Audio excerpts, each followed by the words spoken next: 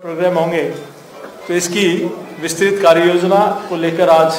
सभी प्रभारी और सभी संयोजकों की बैठक थी। एक छोटा सा सवाल, सोनिया गांधी ने राजस्थान से राज्यसभा का नामांकन भरा है। अशोक गहलोत ने कहा कि उनका बलिदान जो है वो भूला नहीं जा सकता, और उन्होंने ये भी कहा अशोक गहलोत जी का बलिदान, सोनिया गांधी का बलिदान, और राजस्थान के लिए गौरव की बात है कि वो राजस्थान से राज्यसभा जा रही है। इस पे आप क्या? देखिए, चूंकि ये कांग्रेस पार्टी का अंदरूनी मामला है, इसमें मुझे कुछ कहना नहीं, लेकिन मुझे लगता है कि पहले भी जितने भी राज्यसभा के सीटें थी अधिकांश कांग्रेस पार्टी ने, मुझे लगता है कि राजस्थान के कांग्रेस के कार्यकर्ताओं पर कांग्रेस पार्टी को विश्वास नहीं है या उनको योग्य नहीं समझते हैं।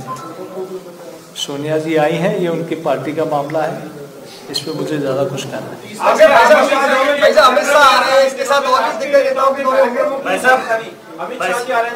20 तारीख को भारतीय जनता पार्टी के पूर्व राष्ट्रीय अध्यक्ष, प्रदेश के यशस्वी गृह मंत्री आदरणीय अमित शाह जी का 20 तारीख को प्रवास है, और 25 तारीख को उत्तर प्रदेश के उप मुख्यमंत्री माननीय केशव प्रसाद जी मौर्य का इसी लोकसभा प्रवास की योजना को लेकर वो 20 तारीख को माननीय गृह मंत्री जी रहेंगे और 25 तारीख को केशव प्रसाद मौर्य जी रहेंगे, जो अलग अलग लोकसभा क्षेत्रों में अलग अलग कार्यक्रमों में हम सबका मार्गदर्शन करेंगे। एक सवाल गाँव चलो अभियान से जोड़कर एक सवाल था मेरा भाई, क्योंकि ये एक पहला ही ऐसा अद्भुत प्रयोग आपकी पार्टी ने किया जो हटकर था लोकतंत्र में, कि गाँव में आपने रातें बिताई।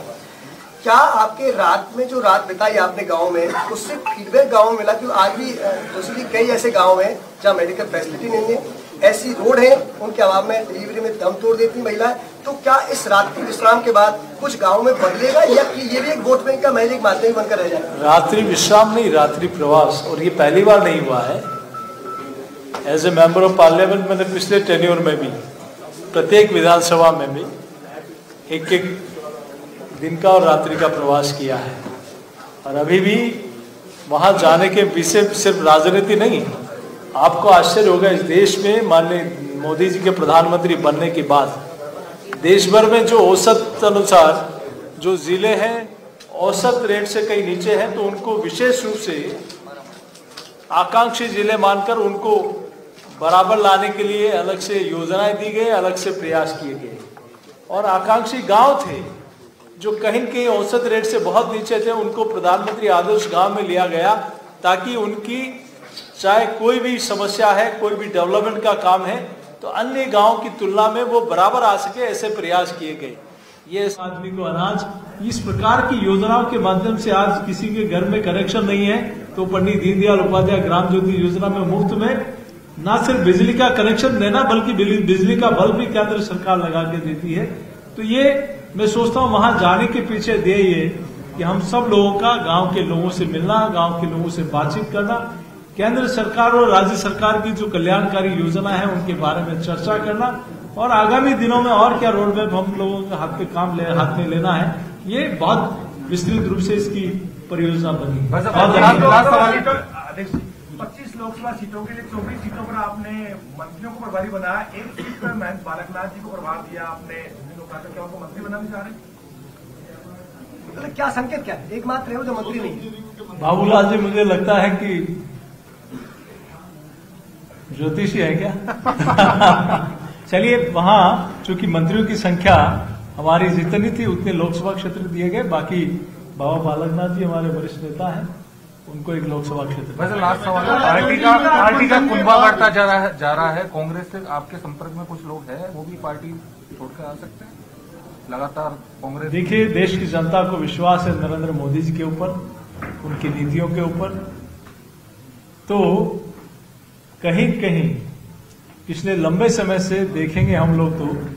बाकी पॉलिटिकल पार्टियों से, चूंकि एक परिवार की पार्टी बन चुकी है, नेशन फर्स्ट को लेकर, ध्येय को लेकर कोई काम कर रही है, तो भारतीय जनता पार्टी और उस पार्टी का नेतृत्व आदरणीय नरेंद्र मोदी जी कर रहे हैं, तो निश्चित रूप से सबका विश्वास मोदी जी के प्रति है।